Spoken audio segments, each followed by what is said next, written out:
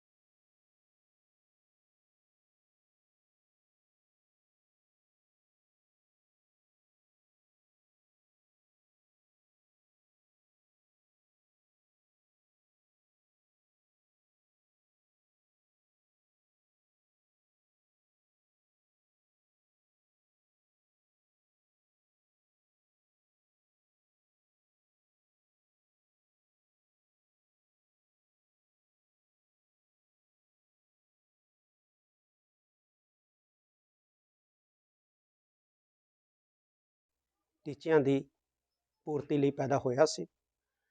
उन्हां उद्देशां ते टीचिਆਂ ਦੀ पूर्ति वास्ते इस नूं मुड़ जिहड़ा है वो यतन आरंभ करना चाहिए। एक मैं गल खास तौर पर होर कहनी चाहुंदा कि अज सिख समाज दे विच जात पात वितकरेबाजियां नफरतबाजियां और वड्डी गल कि सिखां दे विच बदतमीजी जिहड़ी है वो बहुत ज़्यादा जिहड़ी है एक वड्डा विकार दे रूप दे विच पैदा हो गई।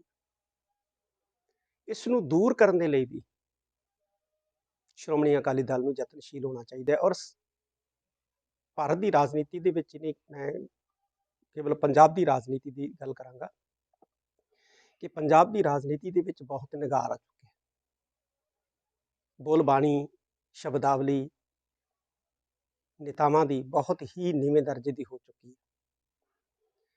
ਤਾਂ ਸ਼੍ਰੋਮਣੀ ਅਕਾਲੀ ਦਲ ਨੂੰ ਇਸ ਪਾਸੇ ਵੀ ਬਹੁਤ ਵੱਡਾ ਜਿਹੜਾ ਹੈ ਉਹ ਹਮਲਾ ਮਾਰਨ ਦੀ ਜ਼ਰੂਰਤ ਹੈ। ਉਹ ਆਪਣੇ ਪੁਰਾਣੇ ਸਰੂਪ ਦੇ ਵਿੱਚ ਸ਼੍ਰੋਮਣੀ ਅਕਾਲੀ ਦਲ ਨੂੰ ਅੱਜ ਆਉਣ ਦੀ ਬਹੁਤ ਵੱਡੀ ਜਿਹੜੀ ਹੈ ਉਹ ਲੋੜ ਹੈ, ਵੱਡੀ ਜ਼ਰੂਰਤ ਹੈ। ਮੈਂ ਸਾਰੀਆਂ ਗੱਲਾਂ ਇਸ ਕਰਕੇ ਕਹਿ ਰਿਹਾ ਕਿਉਂਕਿ ਸ਼੍ਰੋਮਣੀ ਅਕਾਲੀ ਦਲ ਦਾ ਜਨਮ 14 ਦਸੰਬਰ 1920 ਨੂੰ ਸ੍ਰੀ ਅਕਾਲ ਤਖਤ ਸਾਹਿਬ ਦੀ ਫਸੀਲ ਤੋਂ ਸ੍ਰੀ ਅਕਾਲ ਤਖਤ ਸਾਹਿਬ ਦੇ ਆਦੇਸ਼ਾਂ ਤੇ ਹੋਇਆ ਹੈ। ਔਰ ਸ੍ਰੀ ਅਕਾਲ ਤਖਤ ਸਾਹਿਬ ਸਿੱਖ ਭਾਵਨਾਵਾਂ ਦੀ ਤਰਜਮਾਨੀ ਕਰਦਾ ਹੈ। ਔਰ ਸਿੱਖ ਭਾਵਨਾਵਾਂ ਅੱਜ ਉਹ ਇਹ ਕਹਿ ਰਹੀਆਂ ਨੇ ਕਿ ਅਕਾਲੀ ਦਲ ਮਜ਼ਬੂਤ ਹੋਵੇ, ਅਕਾਲੀ ਦਲ ਤਾਕਤਵਰ ਹੋਵੇ।